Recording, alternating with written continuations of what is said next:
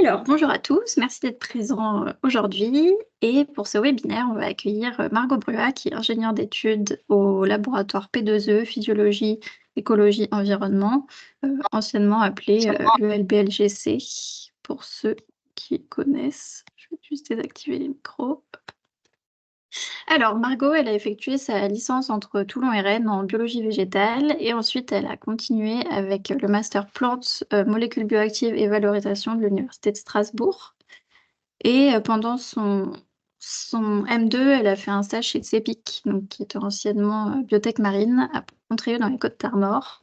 Et pendant ce stage, elle a dû sélectionner des espèces végétales à potentiel intérêt cosmétique sur base de littérature et ensuite établir leur culture in vitro sous forme de cellules dédifférenciées. Donc en passant par toutes les étapes de la germination à l'établissement de suspension cellulaire. Et ensuite, elle a rejoint le laboratoire P2E, qui a maintenant plus de 2 ans. Donc ce laboratoire, il a quatre équipes avec des thématiques de recherche ciblées autour de l'entomologie forestière pour la première équipe, neurobiologie des récepteurs canaux chez les insectes et l'étude des réponses aux contraintes hydriques et environnementales chez les arbres. Et donc Margot, elle fait partie de la 4e équipe qui s'appelle signalisation cellulaire et qui étudie la voie de signalisation induite par la sécheresse chez le peuplier. Donc elle a été recrutée sur un projet toujours sur le peuplier, mais qui est un peu différent de la thématique de cette équipe. Et donc je vais laisser Margot vous présenter ce projet et ses recherches et les premiers résultats qu'elle a pu obtenir. Et donc n'oubliez pas qu'à la fin, il y aura une session questions, donc vous pourrez soit prendre la parole directement à la fin de la présentation, ou alors vous pouvez aussi utiliser le chat si vous avez des questions qui vous viennent pendant sa présentation. Donc à toi, Margot. Bonjour à tous et merci à Mallory pour cette présentation. Merci également à l'association de m'avoir permis de faire cette présentation, donc présenter mon travail au sein du P2E. Donc aujourd'hui, je vais vous parler de métabolisme spécialisé au service de la cosmétique. Donc je vais vous parler plus particulièrement de 2 techniques utilisées en biotechnologie végétale. Donc la culture hors sol et l'établissement, la culture de hairy roots. Donc les hairy roots, ce sont des racines qui sont issues de la transformation de plantes par des bactéries. Et donc moi, je vais vous parler au niveau des résultats du genre peuplier, puisque c'est ce qu'on étudie donc, dans mon laboratoire. Donc pour contextualiser tout ça, donc Mallory vous a un petit peu parlé du P2E. Donc le P2E, c'est un laboratoire de l'Université d'Orléans qui a des thématiques assez larges et des sujets d'études assez larges. Donc comme elle disait, il y a une équipe qui est plutôt sur la biodiversité et l'écologie des insectes forestiers. Et donc, on va beaucoup être sur l'impact, on va beaucoup travailler sur l'impact de la sécheresse, donc sur différents modèles, donc les insectes et les plantes. Donc, dans notre cas, l'équipe signalisation, on va étudier l'impact du stress hydrique sur le genre Populus. Donc, comme c'est une équipe qui s'appelle signalisation, on va étudier la régulation des gènes qui sont impliqués dans la perception et la transduction du signal de sécheresse. Et on va aussi étudier la régulation de gènes qui sont impliqués dans les changements qui vont s'opérer dans les voies métaboliques. Donc la plante, on sait qu'elle va produire des métabolites spécialisés pour se protéger donc, de cette sécheresse et pour survivre. Et donc nous, on s'est dit que ces métabolites spécialisés pouvaient être intéressantes pour l'industrie cosmétique, d'où la naissance du projet Cosmétopup. Donc le projet Cosmétopup, le but c'est de trouver des alternatives aux conservateurs synthétiques par la découverte de molécules bioactives qui seraient donc présentes au niveau des racines du peuplier. Donc on sait qu'une préparation cosmétique, au fil du temps, elle va se dégrader.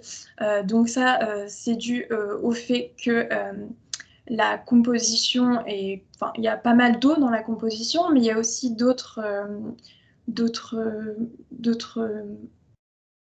molécules qui vont vraiment être propices au développement de micro-organismes dans les compositions cosmétiques. On a aussi le contact avec l'oxygène qui est présent dans l'atmosphère qui peut provoquer donc, la dégradation des formulations cosmétiques. C'est pourquoi c'est très important, c'est même indispensable d'utiliser des conservateurs dans toute formule cosmétique. Donc on a plusieurs types de conservateurs. On a les conservateurs synthétiques, parmi lesquels on parle beaucoup des parabens. On a les conservateurs qui sont dits naturels, qui sont donc issus de plantes. Et on va avoir parmi ces conservateurs naturels des ingrédients qu'on appelle ingrédients multifonctionnels, puisqu'en fait, en plus de leur fonction de conservateurs dans la formule cosmétique, ils peuvent aussi servir donc de principe actif. Donc dans tous les cas, avant de commercialiser un ingrédient cosmétique, il va falloir le faire valider par ce qu'on appelle des challenge tests. Donc les challenge tests, c'est la mise en contact d'extraits de plantes, dans notre cas, avec un consortium de bactéries et de levures pour voir si en fait le conservateur a réellement un effet sur la croissance bactérienne. Donc, comme je vous disais, au niveau des conservateurs synthétiques, on connaît beaucoup les parabens qui ont été décriés ces dernières années. Pourquoi? Parce qu'en fait, ils vont pénétrer et s'accumuler dans la peau. Et comme ils ont une activité œstrogénique, ils peuvent être à l'origine de cancers ou de dérèglements hormonaux. On a bien sûr d'autres conservateurs qui sont utilisés, qui sont souvent à base d'alcool et qui peuvent causer chez certains sujets des allergies, de l'hypersensibilité de la peau et allant jusqu'à l'asthme pour certains d'entre eux. Donc c'est pour ça qu'il est plutôt intéressant d'essayer de développer des nouveaux conservateurs qui seraient obtenus à base de plantes et qui auraient donc moins ou pas d'effets secondaires, qui auraient donc la capacité d'innocuité par rapport à la santé humaine. Donc ce serait ce serait beaucoup mieux pour la santé humaine. Donc au niveau de ces molécules, on peut les retrouver donc soit au niveau des champignons, dans des micro-organismes. Nous, on s'est intéressé du coup aux peupliers, donc à des métabolites qu'on peut trouver dans des plantes, et ces métabolites doivent avoir donc une activité antifongique, antibactérienne ou encore antioxydant pour pouvoir servir de conservateur donc, dans les formules cosmétiques. Donc nous, ici, on va particulièrement s'intéresser aux molécules de type phénolique, puisque c'est ce qu'on retrouve en fait au niveau de la littérature dans le peuplier en plus grande partie.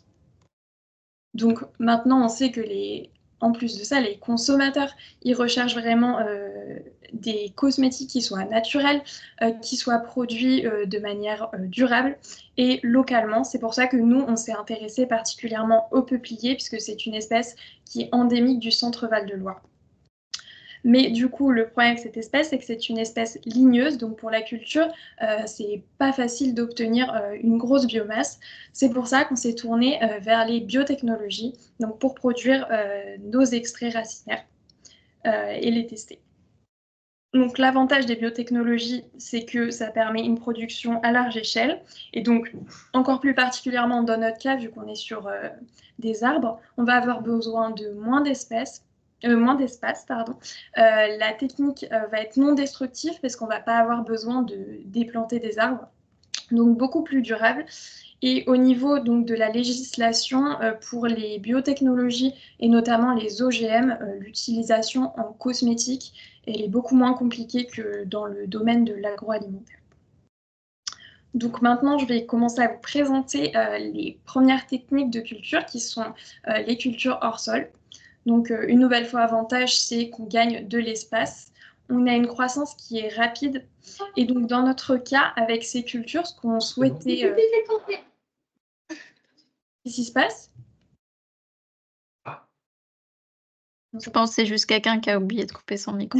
Ça marche. Ce qu'on souhaitait obtenir, en fait, c'était les exudats racinaires, c'est-à-dire les molécules que la plante va relarguer au travers de ses racines dans le sol.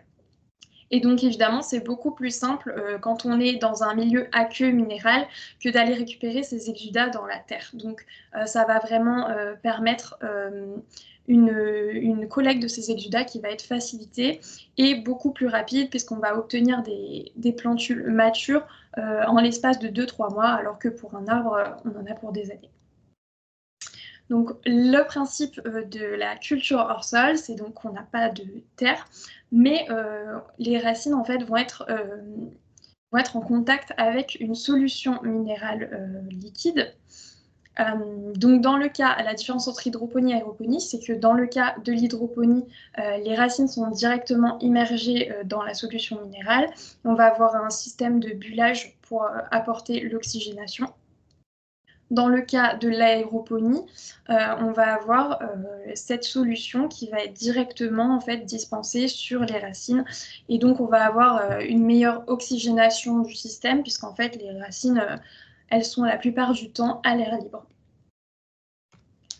Dans notre cas, pour le peuplier noir, cette fois-ci, on voit qu'on a au bout de 2-3 mois un système aérien ainsi qu'un système racinaire qui sont bien développés.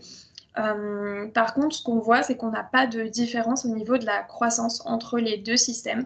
Donc, on a gardé les deux systèmes. Donc, au niveau de la collecte des exudats, donc, ce qu'on va faire, c'est qu'on va immerger notre système racinaire qui est maintenant bien développé dans de l'eau ultra pure. On va ensuite congeler et lyophiliser. Et à la fin, on va obtenir un résidu sec qu'on va donc donner à une entreprise, à Glycodiag, notre entreprise partenaire, pour qu'elle y fasse les micro-challenge tests dont j'avais parlé tout à l'heure sur différents consortiums de bactéries et de levures. Donc ici, nous, pour nos exudats, on n'a pas obtenu de résultats probants sur les espèces bactériennes et de levures qui étaient testées. Donc ce qu'on a décidé de faire pour quand même valoriser nos systèmes hors sol, c'est d'essayer d'extraire directement les composés qui étaient présents dans les racines en hydroponie et en aéroponie. Donc pour ce faire, on a confié nos poudres de racines à des collaborateurs de l'Université de Naples. Ils ont fait des macérations dans différents solvants. Ils ont ensuite purifié leurs extraits par chromatographie sur couche mince pour faire de la RMN et de la spectro de masse sur chacun des composés isolés. Donc, on a pu identifier dans nos racines la présence de différents composés qui avaient en fait déjà été décrits en littérature pour certaines espèces du genre peuplier, du genre Populus. Et donc, bon, on n'était pas étonné de les retrouver. Et donc, ces molécules, notamment la catéchine, l'acide salicylique et l'acide férulique, ont des propriétés antimicrobiennes et antioxydantes qui pourraient donc être intéressantes pour nous, pour l'industrie cosmétique. Je vais vous parler ensuite du deuxième système de culture, qui est le développement de chevelures racinaires, qu'on appelle communément Hairy-roots. Donc ici, les avantages des Hairy-roots, c'est qu'on a une croissance qui est très rapide, donc on va doubler en biomasse sur 3 semaines, enfin 2-3 semaines en général. Cette croissance est durable puisqu'en fait, on n'a pas besoin de rajouter des intrants en dehors de renouveler régulièrement les sources carbonées et les sources de minéraux qui sont apportés aux racines.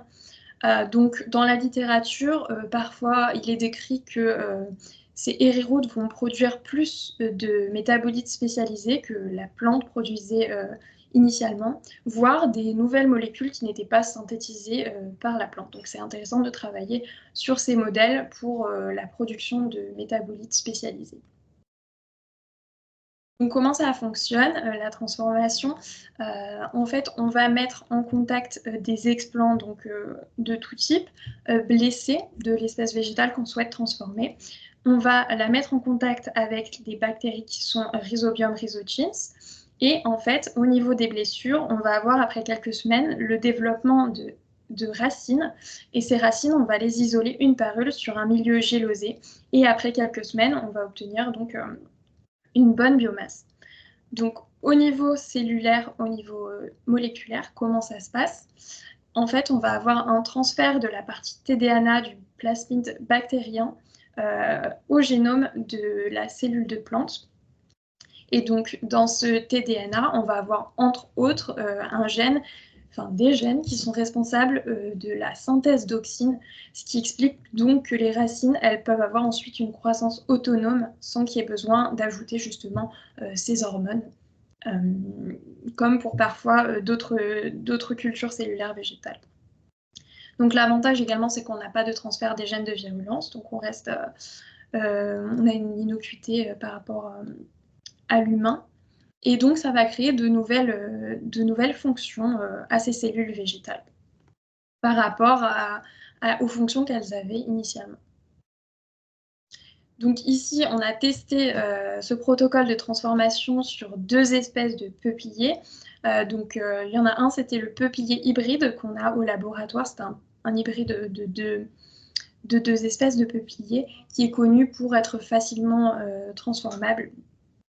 On peut facilement obtenir des roots. Et on a pris une autre espèce qui est le peuplier noir, qui est donc l'espèce endémique du centre Val-de-Loire.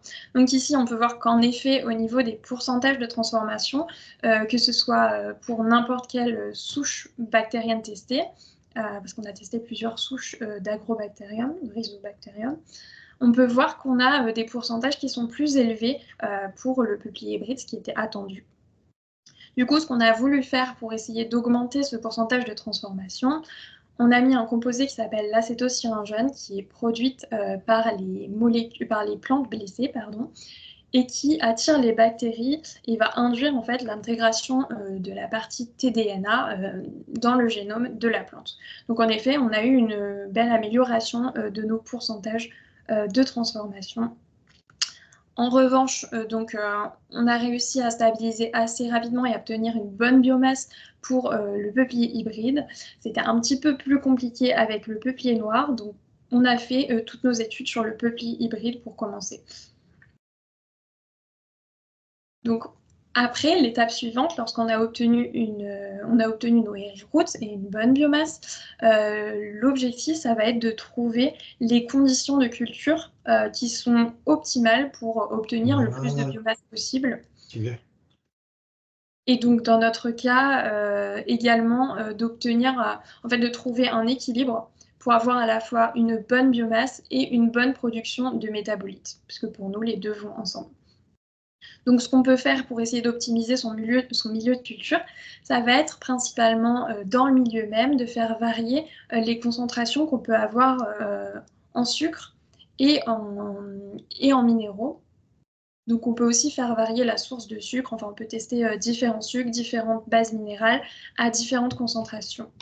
Alors nous, on n'a pas vu un réel impact, que ce soit sur la croissance ou sur le contenu métabolique de nos plantes.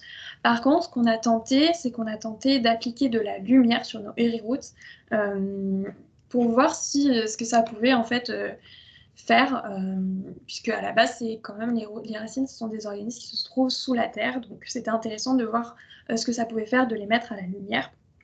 Et donc, ce qu'on voit là, c'est qu'au niveau des racines qui sont cultivées à la lumière, on a une biomasse qui est bien plus importante, donc une meilleure croissance. Mais on voit aussi que les racines sont devenues roses. Et donc ça, nous, on s'est dit que ça pouvait être quelque chose de très intéressant, parce que ça veut dire que la plante va synthétiser une nouvelle molécule.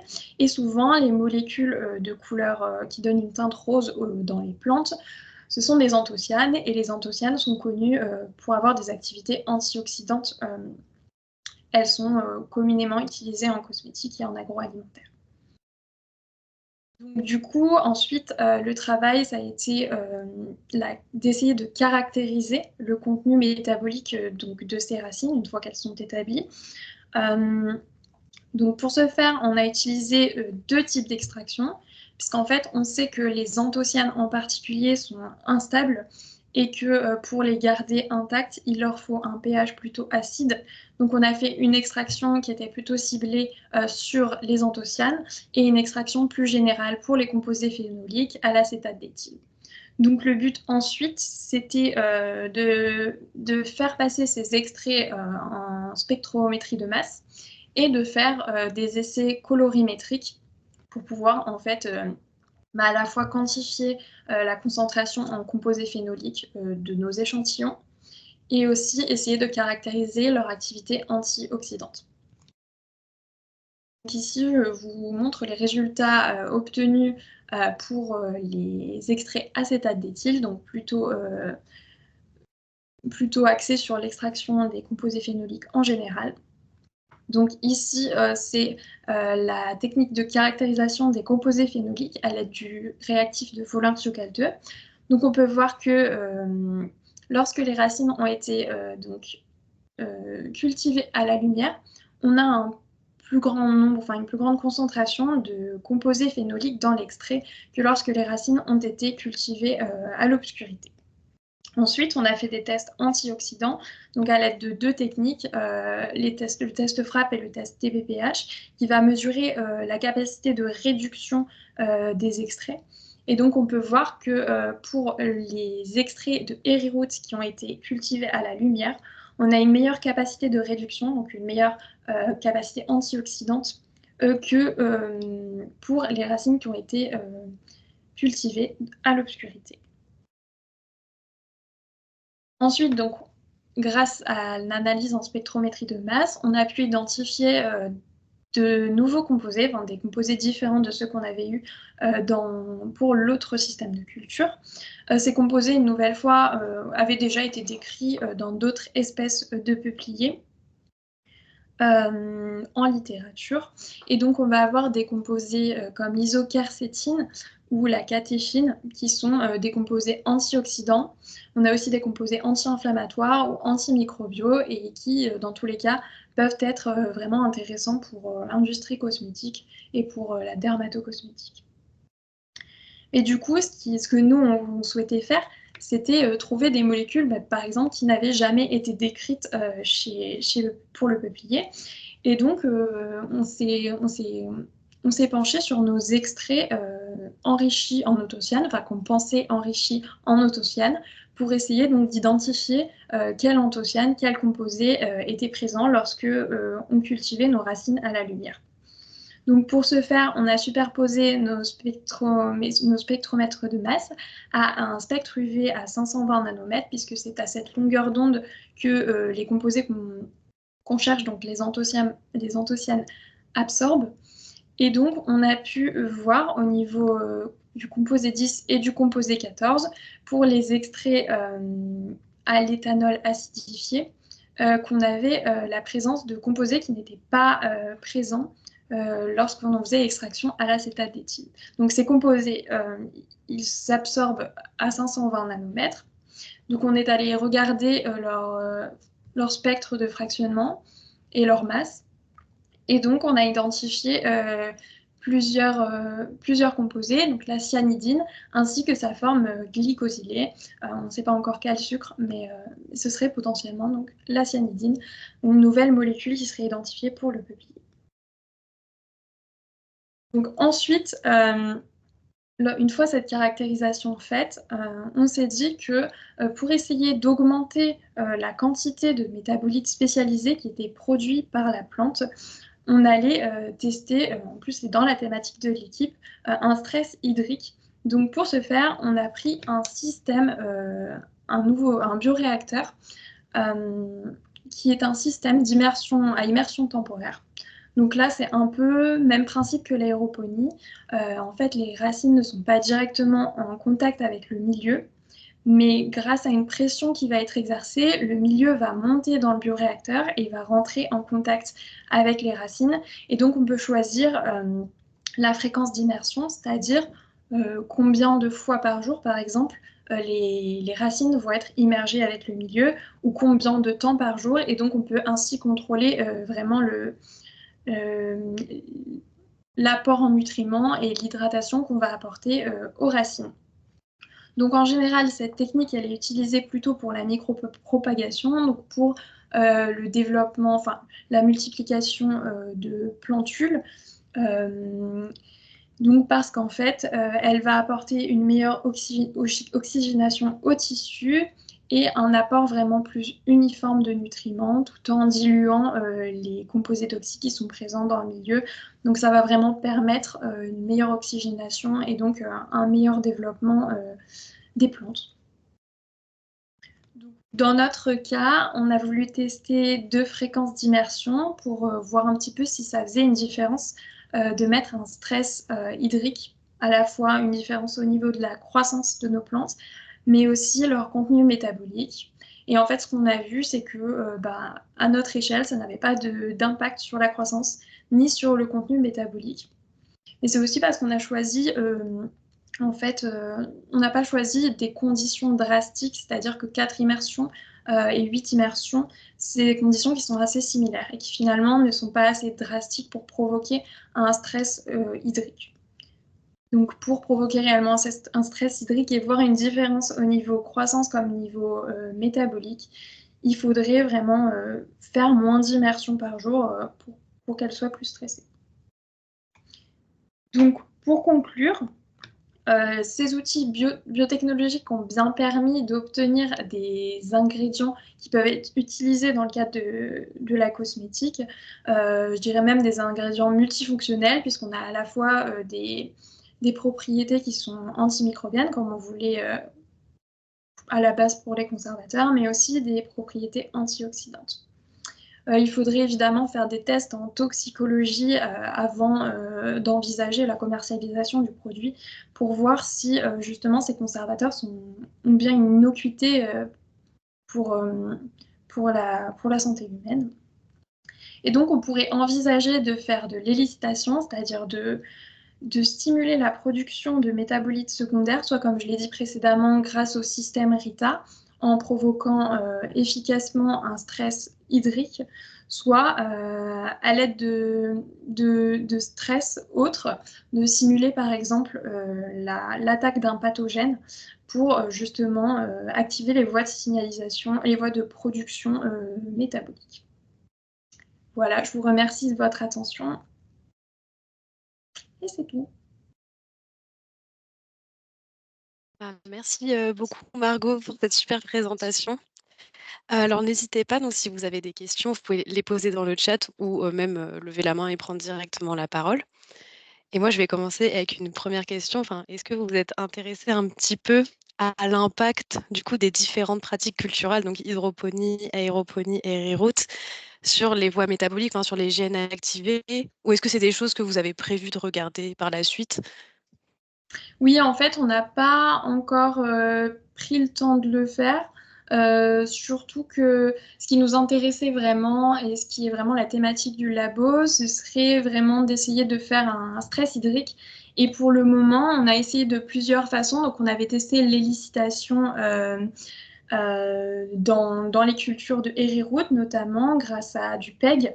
On a aussi testé les systèmes RITA et pour l'instant, on n'a pas réussi à réellement obtenir un stress osmotique. Donc, je pense qu'on fera cette démarche si vraiment on réussit à faire ce stress osmotique pour comparer en fait les voies métaboliques, leur activation dans le cas de stress et en absence de stress. Et est-ce que du coup, vous allez tester d'autres types d'élicitation? Parce que là, vous vous concentrez surtout sur le stress hydrique, mais est-ce que vous avez, enfin, vous voulez tester le méthylène, des choses comme ça? Oui, en fait, ça a déjà été testé au cours du projet. En fait, le problème, c'est on n'avait pas encore vraiment standardisé justement nos conditions, que ce soit d'extraction ou nos conditions de culture des hériroutes. Donc, on n'a pas vraiment eu des résultats qu'on a pu exploiter, mais ça a déjà été fait et du coup, ce serait quelque chose à refaire. Donc, on avait testé le méthylgéasmonate, on avait testé le chitosan. Et on avait testé justement le PEG pour créer un stress hydrique. Donc voilà, mais on n'a pas eu des résultats vraiment répétables. Donc il s'agirait de refaire les expériences dans des conditions un petit peu plus favorables. Ok, merci. On a aussi une question de Léonie Poncelet qui demande si vous avez étudié les exudats totaux des racines de peuplier ou si vous êtes resté concentré sur les composés phénoliques. Non, en fait, vu que notre technique pour récolter les exudats, c'était de mettre de l'eau ultra pure, en fait, on était sur des composés plutôt on a plutôt extrait des molécules polaires. Donc, on s'est dit que on le voyait en fait à la lyophilisation, on avait comme un caramel en fait, donc je pense qu'on a principalement extrait des sucres justement, et c'est ça qu'on a testé au niveau des micro-challenge tests. Mais nous, en fait, on n'est pas en mesure au laboratoire, on n'a pas l'équipement nécessaire pour pouvoir justement caractériser ces extraits-là, puisqu'ils sont sûrement riches en sucre. Et nous, c'est bon, déjà pas forcément ce qui nous intéresse, mais c'est aussi, ça va pas servir, ça va pas forcément être utile contre les micro-organismes, vu que ça va être des sucres. Et surtout, oui, on n'a pas de quoi faire au laboratoire pour caractériser ces extraits-là. Mais on va, oui, principalement extraire en fait des sucres euh, avec nos techniques de collecte d'exudats. Ça marche, merci. Et je me demandais aussi, est-ce que vous êtes intéressé au rendement de production, enfin, quand vous aviez cité l'acide férulique produit dans les hairy roots, je veux dire en termes de quantité, est-ce que du coup c'est quelque chose qui va être applicable à l'industriel ou... En fait, c'est c'est des études qu'on a essayé, qu'on a voulu faire, donc de faire de la quantification, mais c'est un petit peu pareil en fait, mais on n'est pas trop un labo de chimie, donc on ne peut pas aller trop loin dans ce qu'on fait, donc on a testé, enfin j'ai testé la quantification, mais en fait ça n'a pas été trop possible parce que j'avais plusieurs de mes standards, donc plusieurs composés qui sortaient au même endroit dans mon spectre HPLC. Donc, c'est pas possible de les séparer pour quantifier. Donc, j'ai pas pu vraiment quantifier ces molécules. Euh, mais voilà, j'ai pas la quantité exacte. Après, je pense que ouais, faudrait voir si dans tous les cas, c'est des quantités suffisantes pour faire des extraits. Enfin, voir en fait si elles ont une activité suffisante. En tout cas, au niveau antioxydant, on a vu qu'elles avaient une activité. Ça marche, merci. Est-ce qu'il y a d'autres personnes du coup qui auraient des questions dans l'assemblée? Est-ce que ça marche? Oui, j'ai une petite question pour revenir sur les exudats. Du coup, tu dis vous avez, enfin, c'est certainement des sucres, etc. Je sais pas si j'ai loupé l'information. Vous avez récolté au bout de combien de temps? Est-ce que vous avez fait plusieurs récoltes à différents moments? Et est-ce que dans la biblio, enfin, il y a des infos là-dessus sur les exudats? Est-ce qu'il y a peut-être certaines durées à respecter aussi avant que ce soit sécrété dans le milieu? Est-ce qu'il y a aussi peut-être je sais pas, certains composés qui vont pouvoir favoriser la sécrétion dans le milieu? Je ne sais pas. Alors nous, on a testé, je pense qu'on a dû tester après 1 mois, 2 mois. En fait, à un moment, ce qu'on avait fait, c'est qu'on avait fait une collecte d'exudats. On avait attendu une semaine et refait une collecte d'exudats pour voir si justement il y avait une différence entre les deux collectes. Le problème qu'on a vu, c'est que en fait, la première collecte et le passage de 48 heures dans l'eau ultra pure, en fait, ça a provoqué la mort cellulaire. Ça a commencé à tuer nos plants. Donc à ce niveau-là, on n'a pas pu vraiment faire une comparaison parce que quand on a vu le deuxième batch d'exudats, on n'avait presque plus rien vu que les cellules étaient mortes. Et après, c'est pareil, en fait, il faudrait sûrement faire ce travail de collecter à différents temps. Mais du coup, nous, bon, à notre échelle, on arrive à avoir 2, 3 batchs d'un coup. Donc, c'est pas forcément, si on veut faire des réplicas, en fait, c'est pas forcément faisable à notre échelle. Mais ça pourrait être intéressant. Euh, et sinon, oui, je sais que l'entreprise PAT utilise des agents, alors je les ai pas en tête, je sais pas leur nature, mais il y a des agents qui existent qui servent à traire, entre guillemets, les molécules, et en effet, ce serait plus intéressant que de faire finalement enfin, c'est pas une extraction, mais voilà, une collecte à l'eau. Ça permettrait peut-être d'obtenir des molécules différentes mais qui du coup, à l'état naturel, on ne les aurait pas dans le milieu, quoi. Ok, merci. Et du coup, est-ce que vous avez aussi regardé les exudats dans vos Rita? Vu que c'est aussi un espace, enfin c'est un plus petit volume, peut-être vous verrez plus de choses aussi. Alors du coup, on a pour l'instant congelé nos milieux pour voir si on pouvait en faire quelque chose et on a testé de faire une extraction liquide-liquide sur ces à l'acétate d'éthyle du coup sur ces milieux et on n'a pas eu de résultats probants. Enfin, on n'a pas fait de phytochimie poussée, c'est-à-dire pas de spectrométrie de masse ni d'HPLC, puisque bon, encore une fois, c'est pas quelque chose qu'on a aux routines au laboratoire. Par contre, on a fait des tests antioxydants et composés phénoliques et on n'a pas eu vraiment de résultats en fait. Ce serait présent en quantité trop infime pour que nous on puisse ça puisse être utile en fait du coup par rapport à ça rebondit par rapport à la question de tout à l'heure, il n'y aurait pas des métabolites en quantité suffisante pour que ce soit intéressant d'exploiter en fait ce milieu de culture vu le solvant que ça demande et le travail que ça demande, quoi. Ok, ça marche. Merci.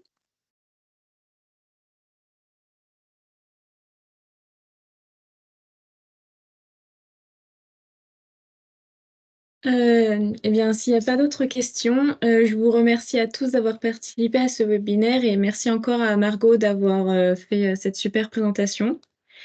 Et on se retrouve la prochaine fois le vendredi 24 mai où on va accueillir Aude Gestod-Kiener qui va nous parler du rôle des métabolites secondaires fongiques dans les interactions plantes-agents pathogènes.